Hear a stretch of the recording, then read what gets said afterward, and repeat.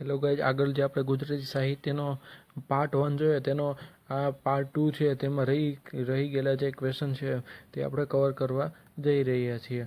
જે પાર્ટ 1 હતો તે ખૂબ જ ઇમ્પોર્ટન્ટ છે અને પાર્ટ 1 કરતાં પણ પાર્ટ 2 ખૂબ જ ધ્યાન રાખીને મિત્રો આખો વિડીયો જોશો તેથી તમારું ગુજરાતી સાહિત્યના મોસ્ટ ઓફ ક્વેશ્ચન આમાં કવર થઈ જાય છે. અને હું મારી રીતે એક્સ્ટ્રા નોલેજ પર તમને આપું જેથી તમારે ઘણા બધા ક્વેશ્ચન છે કવર થઈ શકે. દયારામનું જન્મસ્થળ કયું છે? ડભોઈ. બરાબર. નપુર ઝંકાર અને સ્મરણ સંહિતા કોની કૃતિ છે? નરસિંહરામ દિવેટિયા. ગુરુ ગોવિંદસિંહના નાટક સર્જેતા કોણ છે? કાંત છે. તેનું પૂરું નામ મણિશંકર રત્નજી ભટ્ટ છે. ઇન્દુ કુમાર અને જયંતના લેખક કોણ છે? નાનાલાલ છે. કલાપીએ કયો પ્રવાસ ગ્રંથ લખ્યો હતો?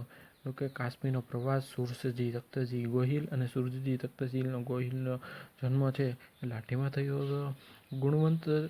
ગુણવંતી ગુજરાતનું જ્ઞાન ગાનાર કવિ કોણ છે? અરદેશી ફરમજી ખબરદાર. બૃહનું ગુહાગમન ખંડકાવ્યના કવિ કોણ છે? દામોદર બોટાદકર. નિર્ઝરીણી કાવ્ય સર્જકના કવિ કોણ છે? દામોદર બોટાદકર. સમૂળી ક્રાંતિના લેખક કોણ છે? સ્વામી આનંદ. ધરતીનું લૂણના લેખક કોણ છે? કિશોરલાલ મસરૂવાલા. સીધા ચઢાણ કોની આત્મકથા છે? કનૈયાલાલ મુનશીની. વેરની વસૂલાત નવલકથાના લેખક કોણ છે? કનૈયાલાલ મુનશીની. બરાબર. એવી જ રીતે કનૈયાલાલ મુનશીની ઘણી બધી કૃતિઓ છે જે ઇમ્પોર્ટન્ટ છે.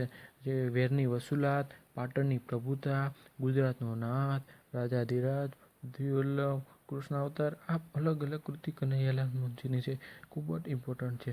એવી રીતના કાકા સાહેબ કાલેલકરની વાતાવરણ દિવાલો, જીવન લીલા, હિમાલયનો પ્રવાસ, જીવન ભારતી, જીવન ચિંતન, એ અલગ અલગ કૃતિઓ છે એ કાકા સાહેબ કાલેલકરની છે.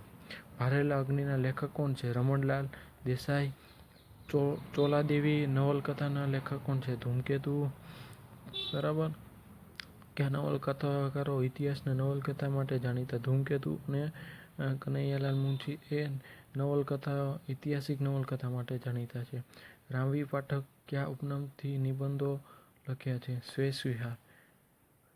ને રાવી પાઠક છે તેના અલગ અલગ ઉપનામ મેં આગળ કહ્યા તેમ તેમના ઉપનામો અલગ અલગ છે. દ્વિરેફ, સ્વેરવિહાર અને સ્વેરવિહારથી નિબંધો લખ્યા છે.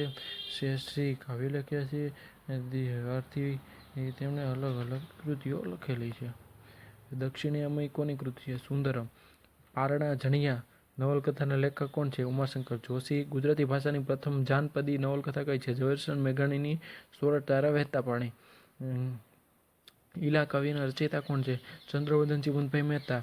ચંદ્રવદનસિંહ મહેતાનું મુખ્ય પ્રદાન કયા ક્ષેત્રે રહેલું છે? નાટ્ય પ્રદાન. આગગાડીના સર્જક કોણ છે? તો કે ચંદ્રવદનસિંહ મહેતા પણ ખૂબ જ ઇમ્પોર્ટન્ટ છે. પાધરના તીરથ નવલકથાના લેખક કોણ છે? જયંતી દલાલ. માણસાઈના દીવાનો ચરિત્ર નાટક કોણ છે? રવિશંકર મહારાજ. કયા સર્જકકાર પોતાને પહાડનું બાળક તરીકે ઓળખાવે છે? ઝવેરચંદ મેઘાણી. દરિયાલાલ કોની રચના છે? ગુણવંત આચાર્ય. સોનેરી ચાંદ રૂપેન સૂરજના રચયિતા કોણ છે? સ્નેહરશ્મિ ઝીણાભાઈ દેસાઈ. જેનું ઉપનામ છે તે સાફલ્ય ટાણું કોની આત્મકથા છે? સ્નેહરશ્મિ. મોરના ઈંડા નાટકના લેખક કોણ છે? કૃષ્ણલાલ ધી રાણી. ઝેર તો પીધા છે જાણી જાણી નવલકથાના લેખક કોણ છે? મનુભાઈ પંચોળી. જેનું ઉપનામ છે એ દર્શક છે.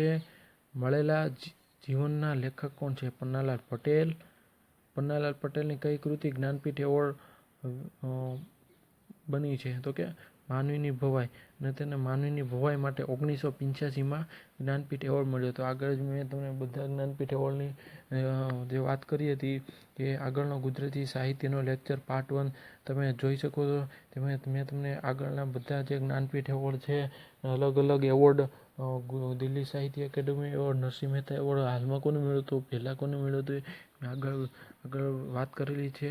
તે ગુજરાતી સાહિત્યની એવોર્ડની બધાની વાત મેં કરેલી છે.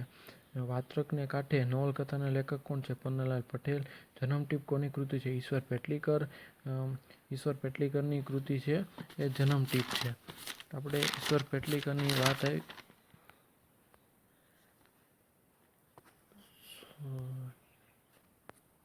ઈશ્વર પેટલીકરની વાત કરીએ તો ઈશ્વર પેટલીકર છે તેમની અલગ અલગ કૃતિઓ તમને કહી દઉં. જન્મટીપ, ભવસાગર, લોહીની સગાઈ, જે તેમની અલગ અલગ કૃતિઓ છે તે વારંવાર પૂછાય છે. અને જન્મટીપ છે તેમના પાત્રો છે પૂજો, ચંદા અને ભીમો. ભવસાગરના પાત્રો છે એ નગીન અને સુરજ છે. મંગુ અને અમરકાકી જેવા અમર પાત્રો છે એ લોહીની સગાઈ છે. આ પાત્રો પણ ઘણી બધી એક્ઝામમાં પૂછાઈ શકે છે. અને આ ટૂંકમાં થોડાક જ કરવાના, 10-12 જેટલા ઇમ્પોર્ટન્ટ છે એના પાત્રો કરી શકો એમાંથી જ હોય છે. ગુજરાતી સાહિત્યમાં કોઈ અઘરો ક્વેશ્ચન પૂછાતો નથી. ઉપર છેલ્લું ખાલી ગુજરાતી સાહિત્ય કર્યો એટલે ટૂંકમાં તમે 200 થી 250 ક્વેશ્ચન કરી જાઓ તેમાંથી જ ગુજરાતી સાહિત્યના બધા ક્વેશ્ચન આવી જાય. ગુજરાતી સાહિત્યનો અઘરા ક્વેશ્ચન પૂછાતા નથી.